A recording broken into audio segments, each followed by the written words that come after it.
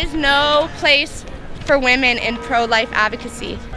Women can make their own choice to be pro-life individually. They can't advocate that to other women because other women have their own body. So why do you have the right to advocate pro-choice to other women? Because it's the right for body autonomy. I'm not saying you must have an abortion. I'm saying leave the legal options open for women to make that choice. Do men have a right to bodily autonomy? Yes, certainly. Where does that stop?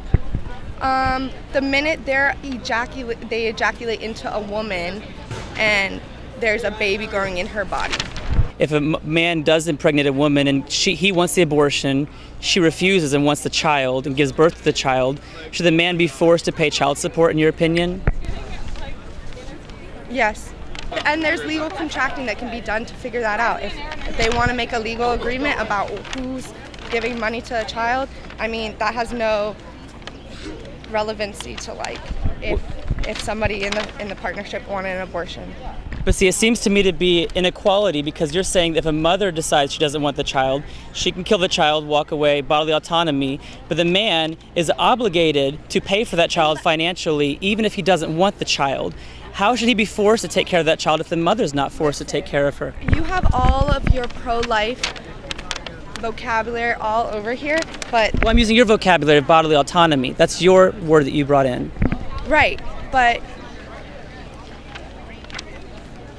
I don't think that we're going to be able to find equal ground. See, I think I'm we not can. Here we agree there are limits to change a pro-lifer's opinion. I'm here to make sure that women's voices can still be heard. And that's great. I'm actually very glad you're here today because we're about creating conversation, having both sides heard. I just don't understand if we both agree there are limits to bodily autonomy, like a man shouldn't rape a woman. We agree that a man forfeits bodily autonomy and has to pay for a child financially.